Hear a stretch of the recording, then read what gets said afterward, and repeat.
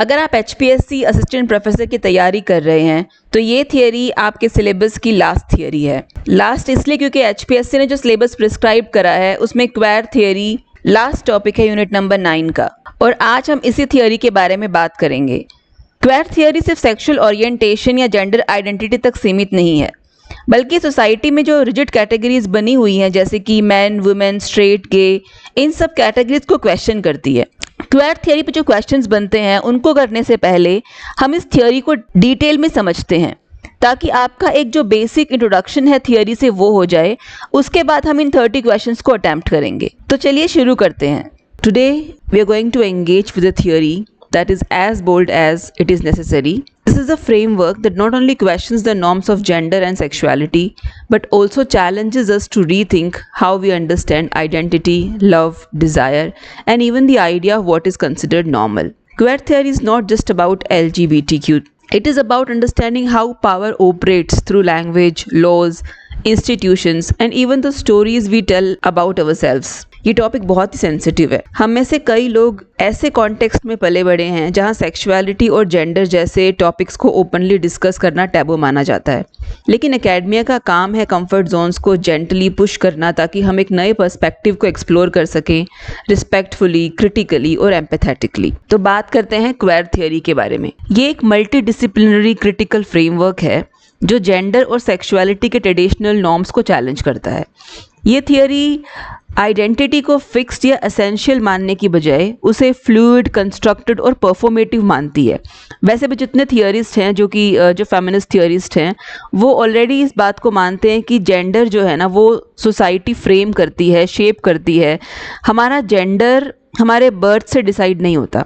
Sex होता है birth से डिसाइड कि मेल है कि फीमेल है, लेकिन जेंडर डिसाइड नहीं हो पाता। जैसे कि अगर कोई आदमी किसी एज पर या बचपन से ही started to feel like a women या गर्ल, तो वो उसका सेक्स हो सकता है कि ही इज़ मेल, लेकिन जो उसका जेंडर कंस्ट्रक्शन हो रहा है या जैसा वो फील कर रहा है वो फीमेल जैसा है। तो ये थोड़ा कंफ्यूजिंग है, लेकिन आप समझ सकते हैं कि कंस्ट्रक्टिव आइडेंटिटी क्या होती है और परफॉर्मेटिव आइडेंटिटी क्या होती है और इसका मोटिव क्या होता है इस थियरी का। हेटेरोनॉर्मेटिविटी और बाइनरी अपोजिशंस जैसे मैन, वुमेन, स्ट्रेट, गे, इन सबको डीकंस्ट्रक्ट करना इस थियरी का मेन मोटिव है। अगर हम इसका हिस्टोरिकल बैकग्राउंड देखें तो क्वेर थियरी 1990s के अराउंड इस थियरी ने हाइप लेना स्टार्ट किया था, लेकिन इसके इंटेलेक्चुअल रूट्स 1970s और 1980s के फेमिनिस्ट थियरी, पोस्ट स्ट्रक्चरलिज्म और गे और लेस्बियन स्टडीज़ में पाए जाते हैं। इस थियरी पर कुछ राइटर्स ने, कुछ पोस्ट कॉलोनियल राइटर्स ने बेसिकली बहुत ज़्यादा इम्पॉर्टेंट वर्क किया है। इम्पॉर्टेंट इसलिए क्योंकि उसके बाद इस थियरी की क्लैरिटी होने लग गई थी। सबसे पहला नाम आता है मिशेल फूको का, और इनका एक फेमस टेक्स्ट है द हिस्ट्री ऑफ सेक्सुअलिटी जो इन्होंने 1976 में पब्लिश किया था। इस टेक्स्ट में सेक्सुअलिटी को पावर और डिस्कोर्स के मीडियम से सोशली कंस्ट्रक्टेड बताया गया है। ये जो टेक्स्ट है ये फोकस करता है on reclaiming identity and visibility, often emphasised stable categories like gay और लेस्बियन। इन दो टर्म्स का यूज़ करके, इन दो कैटेगरीज के बारे में बात करके आइडेंटिटीज को रिक्लेम करा जा रहा है। फेमिनिस्ट थियरी खासकर थर्ड वेव फेमिनिज्म में जेंडर और सेक्सुअलिटी की बाइनरीज को क्वेश्चन करना स्टार्ट किया था, और इन्हीं क्वेश्चंस करने के कारण क्वेर थियरी के डेवलपमेंट में हेल्प मिली थी। इस थियरी को समझने के लिए आपको इसके की टर्म्स और कॉन्सेप्ट्स को समझना जरूरी है। एक तो आपको ये वर्ड ही समझना है कि क्वेर होता क्या है। तो queer has been reclaimed to describe non normative sexualities and genders, मतलब ऐसी सेक्सुअलिटीज़ जो सोसाइटी के नॉर्म्स, नियमों को नहीं मानती, उनके आधार पे नहीं चलती, या ऐसे जेंडर फॉर्मेशंस जो हो जाते हैं जो मैन और वुमेन से अलग हैं, तो उसी को क्वेर इस कैटेगरी के अंडर डाला गया है। अगर हम थियरी में बात करें तो queer resist stable definitions. It is anti identity, anti normative and fluid. अगर हम इस थियरी के माध्यम से देखें कि क्वेर क्या हो सकता है, तो क्वेर जो पुरानी डेफिनेशंस है उसको रेसिस्ट करता है, रिजेक्ट करता है। ये एंटी आइडेंटिटी है, ये एंटी नॉर्म्स है, मतलब नॉर्म्स के अगेंस्ट है, आइडेंटिटीज़ जो ऑलरेडी क्रिएटेड हैं सोसाइटी में उनके अगेंस्ट है, और ये बहुत ही फ्लूइड है, मतलब ये बदलता रहता है। दूसरी आपको एक टर्म जो बार बार इस थियरी में पढ़ने को मिलेगी वो है heteronormativity, the assumption that heterosexuality is the norm और डिफॉल्ट। ये जो अजम्पशन है क्वेयर थियरीज को क्वेश्चन करती है और डाइवर्स सेक्सुअलिटीज और जेंडर आइडेंटिटीज को मान्यता देने की मांग करती है। मतलब उनको भी मान्यता मिलनी चाहिए, उनको भी रिकॉग्निशन मिलनी चाहिए। It means people who are not man and women properly, जो स्ट्रेट नहीं है, उनको भी सोसाइटी में रहने का, अपने हिसाब से चलने का रिकॉग्निशन मिलना चाहिए। थर्ड इंपॉर्टेंट टर्म आपको देखने को मिलेगी परफॉर्मेटिविटी। परफॉर्मेटिविटी जो ये टर्म है, ये जूडिथ बटलर ने द सेकेंड सेक्स में इंट्रोड्यूस की थी और इसका मतलब ये होता है कि हम अपने जेंडर रोल्स को परफॉर्म करते हैं सोसाइटी के अंदर। अगर एक वुमेन है तो she has to behave like a women, she has to live like a women.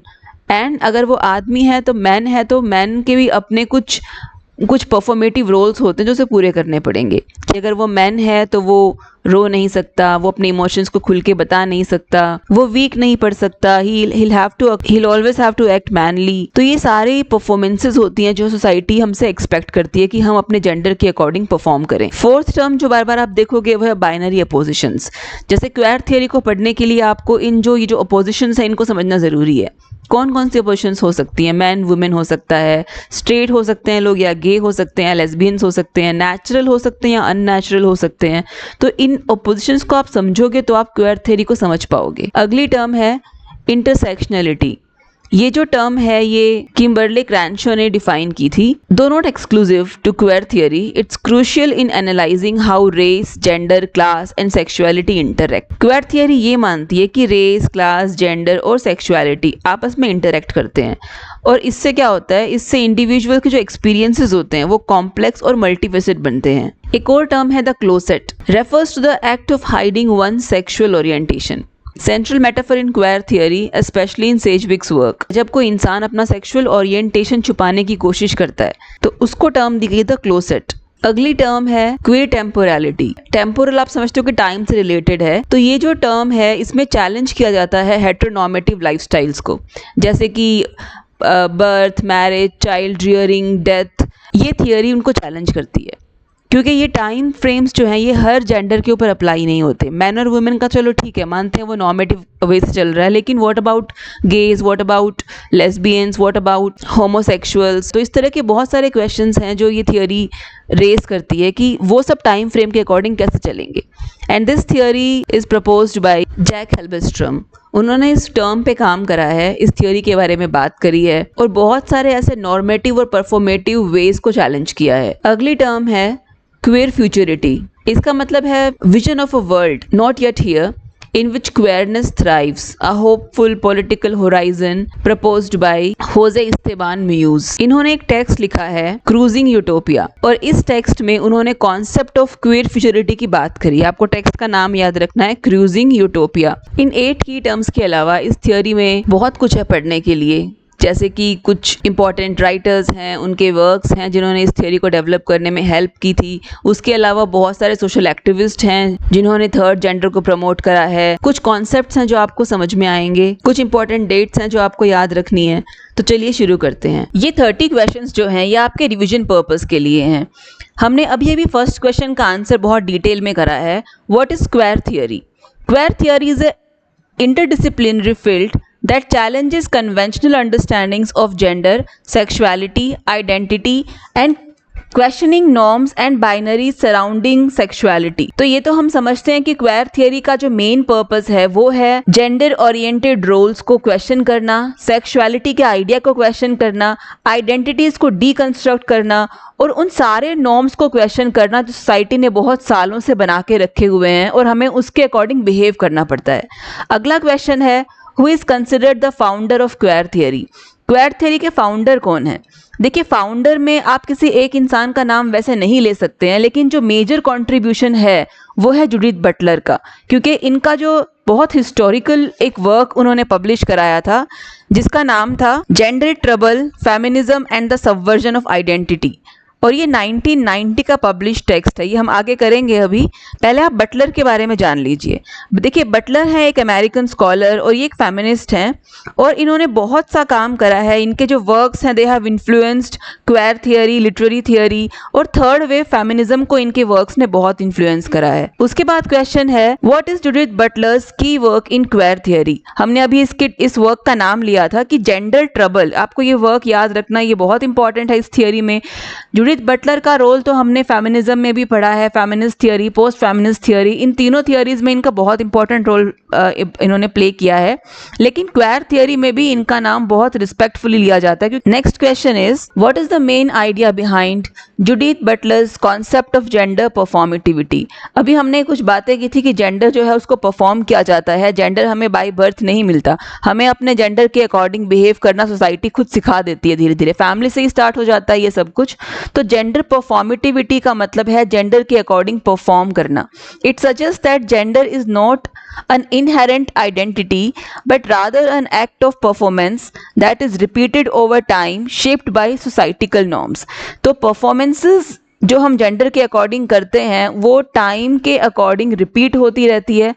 अगर हमने हमारी घर में हमारी मदर को देखा है तो मदर जैसे रोल प्ले करती है वही हमारे लिए आइडल रोल बन जाता है कि अगर वुमेन है तो जब वो मदर बनेगी तो उस तरह के रोल को ऐसे ऐसे परफॉर्म करेगी, खाना बनाएगी, काम करेगी, बच्चे का ध्यान रखेगी। तो इस तरह के जो इमेजेस को क्रिएट किया जाता है जेंडर से अटैच करके और टाइम एंड अगेन उसको रिपीट किया जाता है, उसके अकॉर्डिंग जेंडर रोल्स बन जाते हैं और उन जेंडर रोल्स को परफॉर्म करना ही जेंडर परफॉर्मेटिविटी कहलाता है। What is the role of heteronormativity in queer theory. हमने इंपॉर्टेंट टर्म्स अब में इस टर्म को किया था कि हेटेरोनॉर्मेटिविटी क्या होती है। Heteronormativity refers to the belief that heterosexuality is the default और normal sexual orientation marginalising other sexual identities. Heteronormativity का मतलब होता है कि हम लोग हेटेरोसेक्सुअलिटी को बाय डिफॉल्ट नॉर्मल मानते हैं और वही हमारी नॉर्मल सेक्सुअल ओरिएंटेशन कहलाती है। होमोसेक्सुअलिटी एक तरह से बैन है या फिर टैबू है या फिर नॉट टॉक्ड अबाउट है, और हेटेरोसेक्सुअलिटी होने के कारण जितनी भी और सेक्सुअल आइडेंटिटीज हैं सोसाइटी में उन सबको मार्जिनलाइज कर दिया जाता है क्योंकि इसी को ठीक मानते हैं। Next question, what does queer mean in queer theory. ये भी हम डिस्कस कर चुके हैं कि जो वर्ड है क्वेयर उसका क्या मतलब होता है। It refers to a broad fluid category that resist fixed identities emphasizing non-normative sexualities and gender expressions। Seventh question, how does queer theory critique traditional ideas of sexuality। ये भी हम पढ़ चुके हैं कि it challenges fixed categories of sexual identity। एक तो ये इसका मेन पॉइंट है। दूसरा, एडवोकेट क्या करते हैं, वो एडवोकेट करते हैं fluid understanding of sexual orientations and genders. ये चाहते हैं कि इनका जो भी जेंडर बिहेवियर है उसको रिकॉग्निशन मिले और उसको राइट्स मिले अपने जेंडर बिहेवियर को एक्सप्रेस करने का। हमने मिशेल फूको के बारे में भी पढ़ा है जब हमने पोस्ट कॉलोनियल थियरी की बात की थी या जब हमने फेमिनिज्म के बारे में बात की थी। क्वेयर थियरी में भी इनका बहुत इंपॉर्टेंट कंट्रीब्यूशन है। Who is Michel Foucault and what is his contribution to queer theory. देखिए, मिशेल फूको जो हैं उन्होंने बहुत अपने वर्क्स को फोकस रखा है पावर के ऊपर, सेक्सुअलिटी के ऊपर और जो डिस्कर्सिव प्रैक्टिसेस होती हैं उनके ऊपर, और ये सारी बातें उन्होंने करी हैं अपने टेक्स्ट में द हिस्ट्री ऑफ सेक्सुअलिटी। इस टेक्स्ट को आपको नाम याद रखना है, इसमें उन्होंने वो सारी इंपॉर्टेंट बात करी है। और जो ये टेक्स्ट है द हिस्ट्री ऑफ सेक्सुअलिटी, इसके बारे में थोड़ी एक्स्ट्रा इन्फॉर्मेशन मैं आपको देती हूँ कि ये जो टेक्स्ट है ये 4 पार्ट्स में पब्लिश हुआ था। इसकी 4 वॉल्यूम्स हैं। इसकी फर्स्ट वॉल्यूम का नाम है the will of knowledge. The will of knowledge ये आप पढ़ सकते हैं विकिपीडिया से, और ये 1976 में पब्लिश हुआ था। उनका दूसरा इंपॉर्टेंट जो वॉल्यूम है, मतलब जो सेकंड वॉल्यूम है इसका, उसका नाम है द यूज ऑफ प्लेजर, जो कि 1984 में पब्लिश किया गया था। वॉल्यूम 3 जो है उसका नाम है the care of the self, और ये भी 1984 का पब्लिकेशन है। मतलब वॉल्यूम 2 और वॉल्यूम 3 ये एक साथ पब्लिश हुए थे।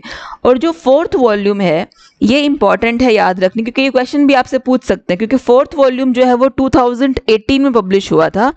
मतलब कि after the death of Michel Foucault. Michel Foucault की डेथ तो 1984 में ही हो गई थी जब वॉल्यूम 2 और वॉल्यूम 3 पब्लिश हुआ था, लेकिन 2018 में इनके वर्क्स को ट्रांसलेट किया गया और इंग्लिश में ये सारा वर्क पब्लिश्ड हुआ, और इस वॉल्यूम का नाम था confession of the flesh. 9th question है, what is Foucault's concept of bio power. अब ये जो टर्म है बायो पावर, ये टर्म इन्होंने यूज़ की थी द हिस्ट्री ऑफ सेक्सुअलिटी। जब ये उन्होंने टेक्स्ट लिखा तो उसी में ये टर्म भी यूज़ हुई थी।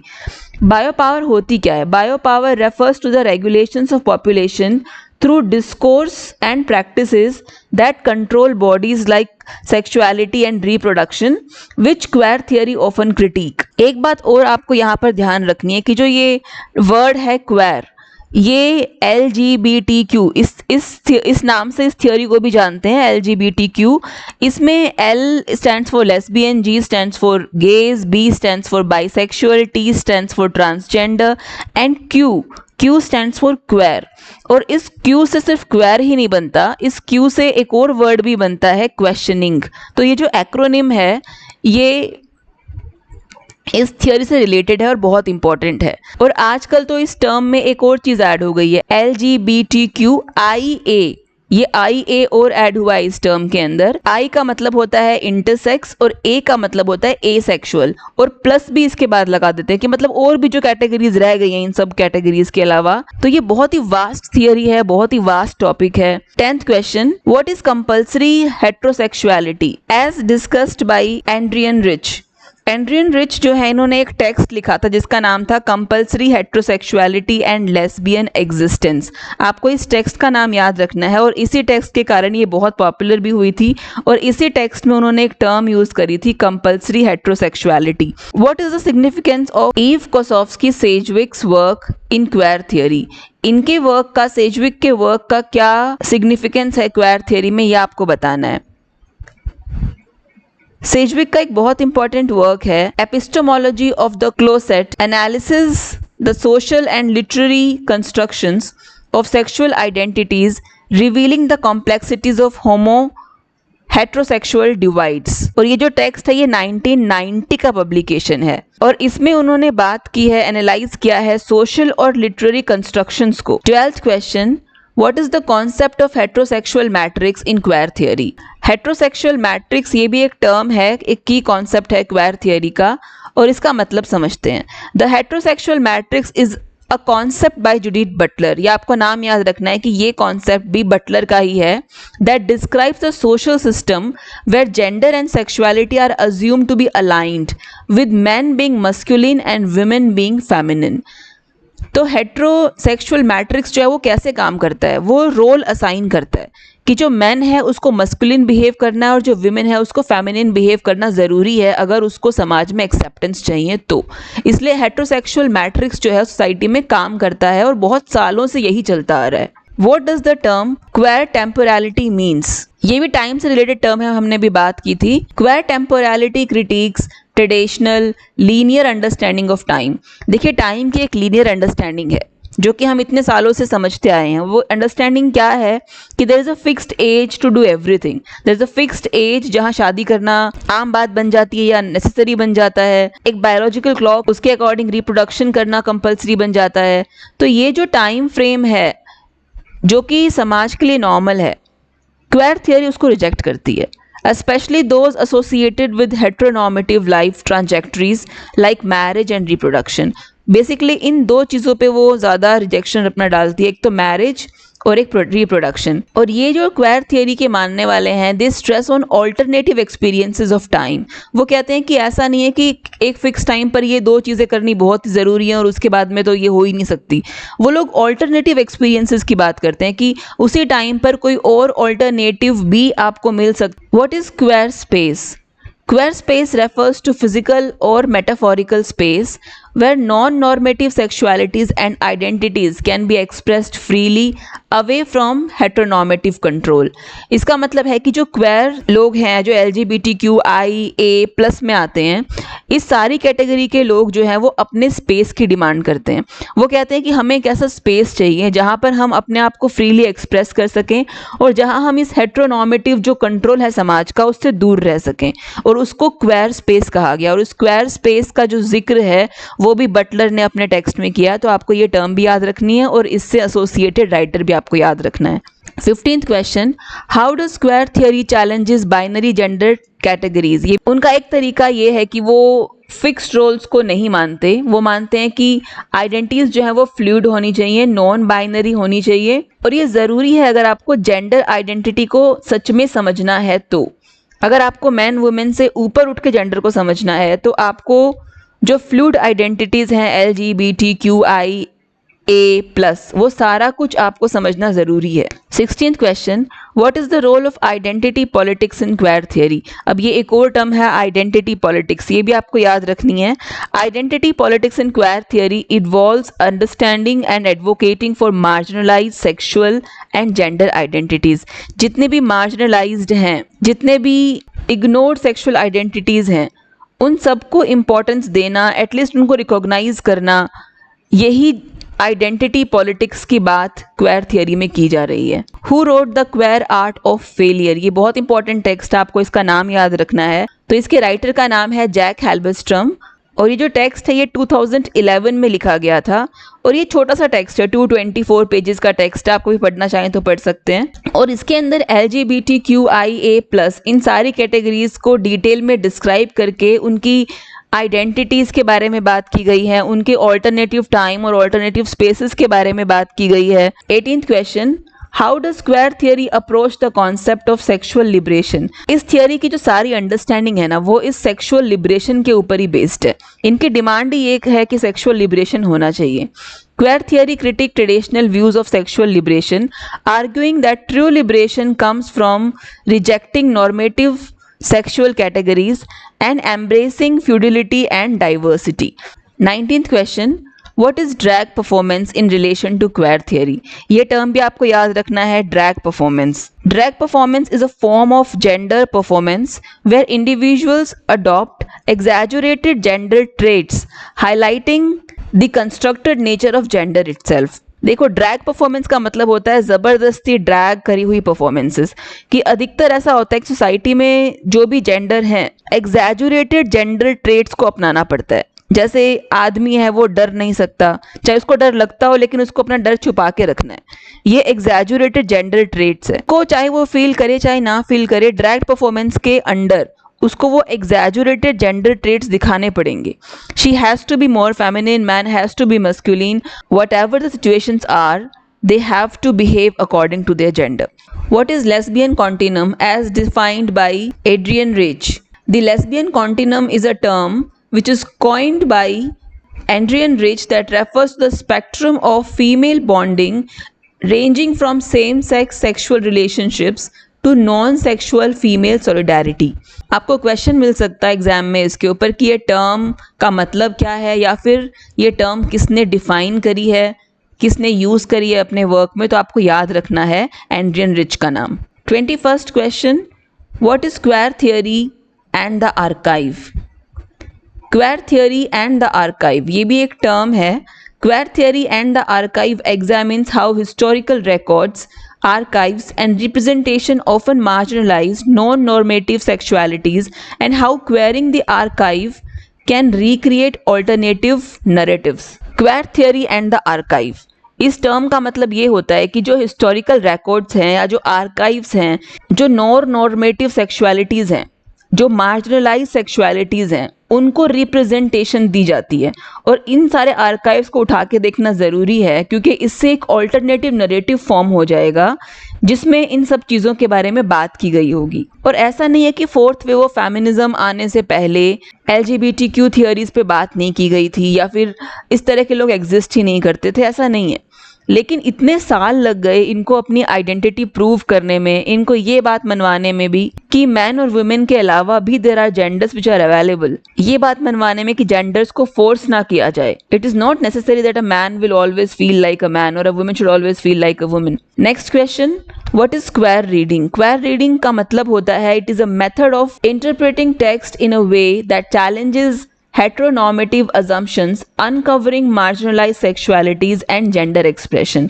तो इसका मतलब होता है कि टेक्स्ट को ऐसे पढ़ना जिसमें आप जो हेटेरोनॉर्मेटिव नॉर्म्स हैं उनको चैलेंज करें, उन सारी assumptions को तोड़ें, और जो छुपी हुई सेक्सुअल आइडेंटिटीज़ हैं, मार्जिनलाइज्ड आइडेंटिटीज़ हैं, जेंडर एक्सप्रेशंस हैं, उनको अनकवर करना स्टार्ट करें। जैसे हम काउंटर हिस्ट्री में करते हैं कि एक तो हमें हिस्टोरिकल फ्रेमवर्क मिला होता है, हम उसे क्वेश्चन ही नहीं करते, उसके अकॉर्डिंग मान लेते हैं सब कुछ। और काउंटर हिस्ट्री में आप क्या करते हो, जो वो टेक्स्ट लिखे गए हैं आप उनको क्वेश्चन करना स्टार्ट करते हो, हिस्ट्री को क्वेश्चन करना स्टार्ट करते हो। वैसे ही क्वेर रीडिंग में आप नॉर्मल टेक्स्ट को क्वेश्चन करना स्टार्ट करते हो, जो कहीं ना कहीं इन सारी आइडेंटिटीज़ को दबा रहे होते हैं। इस्मत चुगताई की एक स्टोरी है लिहाफ, मुझे वो यहाँ पे याद आ रही है क्योंकि उसका भी अगर हम क्वेर रीडिंग करें तो इस तरह की जो थियोरीज हैं वो निकल कर आएंगी सामने। और यहाँ तो इस्मत चुगताई ने कुछ छुपाया भी नहीं है, वो तो बहुत डायरेक्टली इन सारे एक्सप्रेशंस को एड्रेस कर दिया इस टेक्स्ट में। ऐसे और बहुत सारे टेक्स्ट हैं जैसे कि टॉनी मॉरिसन का बिलवर्ड है, उसमें भी सेम तरह की थीम्स को एक्सप्लोर किया गया है। सो लिटरेचर बहुत टाइम से इन सारी जो मार्जिनलाइज कैटेगरीज थी इनको रिप्रेजेंटेशन दे रहा है। Next question, how does queer theory critique the idea of normalcy? Normalcy के आइडिया को वो कैसे क्रिटिक करती है? The theory critique the notion of normal by arguing that it is socially constructed and often serves to exclude and marginalized non-normative sexual and gender identities. What is queer activism?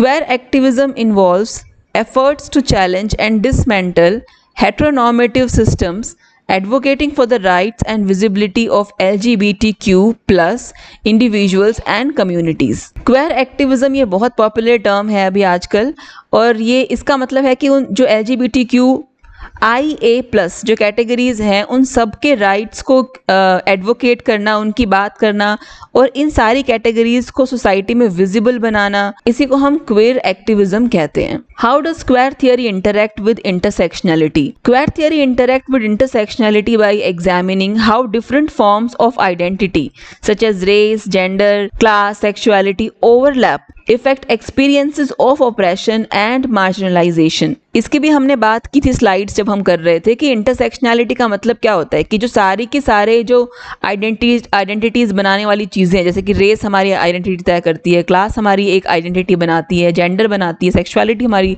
जो society में identity है वो बनाती है, तो ये सारे के सारे इंटरसेक्ट करते हैं और इंटरसेक्ट करके हमारी जो फाइनल आइडेंटिटी होती है वो बनाई जाती है।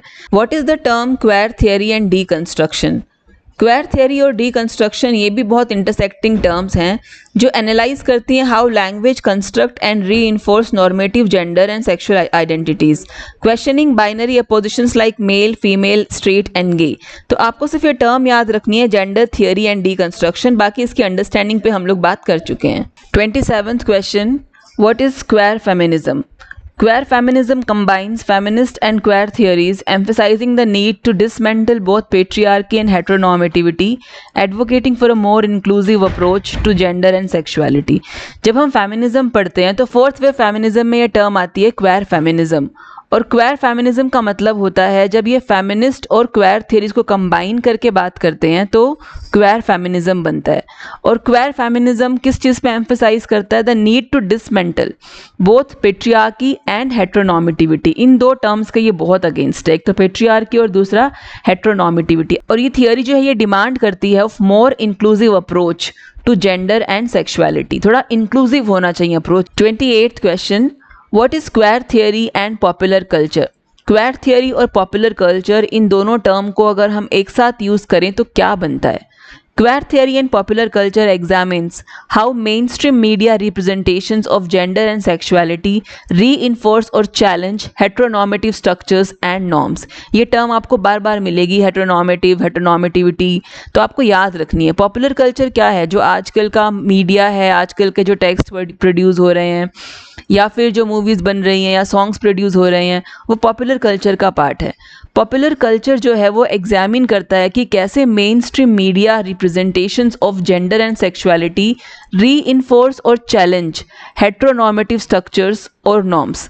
धीरे धीरे क्वेयर थियरी ये देख रही है कि कैसे जो मेन स्ट्रीम मीडिया है वो जेंडर और सेक्सुअलिटी को रिप्रेजेंट करके उन सारे रोल्स को चैलेंज कर रही है, या तो री इन्फोर्स करती है या चैलेंज करती है। कुछ मीडिया ऐसा भी कर सकती है कि वो उन सारे रोल्स को चैलेंज करने लग, जैसे आजकल आ भी रहा है बहुत सारी एड्स के अंदर कि मेन जो है उसको घर का काम करते हुए दिखाते हैं, वुमेन जो है उसको जॉब्स करते हुए दिखाते हैं, या वो सारे काम करते हुए दिखाते हैं जो पहले आदमी करते थे या पहले मैन के होते थे। तो ये चैलेंज करना होता है नॉर्मेटिव स्ट्रक्चर्स को। What is queer temporality and futurity? इसको हम अलग अलग कर चुके हैं। इस थियरी का लास्ट क्वेश्चन है, how does queer theory engages with the concept of sexual fluidity? ये जो टर्म है फ्लूइड, फ्लूइडिटी हम पहले भी कर चुके हैं, तो आपको अब तक समझ में आ गई होगी। अगर आपको एग्जाम में आता है ये क्वेश्चन कि सेक्सुअल फ्लूइडिटी क्या होती है अकॉर्डिंग टू क्वेयर थियरी, या ये कौन सी थियरी में ये टर्म यूज हुई है, तो आपको ध्यान रखना है कि ये फेमिनिज्म का, तो चलो पूरी थियरी फेमिनिज्म का एक पार्ट है, लेकिन स्पेसिफिकली ये क्वेयर थियरी में ये वर्ड यूज हुआ है। Queer theory embraces sexual fluidity, advocating an understanding of sexuality as dynamic, changeable rather than fixed और binary। तो सेक्सुअल फ्लूइडिटी ये इस बात पे जोर देती है कि सेक्सुअलिटी जो होती है वो एक डायनामिक और चेंजेबल फॉर्म है, वो बदलती रहती है, वो फिक्स नहीं है, वो रिजिड नहीं है। तो क्वेयर थियरी चैलेंज करती है इन सब चीजों को, इन सारे ऑल्टरनेटिव जेंडर्स की बात करती है जो एग्जिस्ट करते हैं सोसाइटी में, और उनकी रिप्रेजेंटेशन की बात करती है। फोर्थ वेव ऑफ फेमिनिज्म में LGBTQIA+ को बहुत रिप्रेजेंटेशन मिली है। बहुत सारी कंट्रीज में इन सबको लेके अलग अलग तरह की रेवोल्यूशंस हुई हैं, आज भी चल रही हैं सारी रेवोल्यूशंस अलग अलग जगह पे, अलग अलग फॉर्म्स में। आज भी लोग इनको एक्सेप्ट नहीं कर पाए हैं। तो जो थियरी है ये बहुत सारी ऐसी चीजों को अनकवर करती है जो जनरली सोसाइटी का पार्ट नहीं रही, या सोसाइटी उनके बारे में बात नहीं करना चाहती, लेकिन लिटरेचर में वो चीजें पहले भी एग्जिस्ट करती थी, वो आज भी एग्जिस्ट करती हैं। इसी के साथ आपकी सारी की सारी थियरीज कंप्लीट होती हैं जो भी HPSC के सिलेबस में प्रिस्क्राइब थी।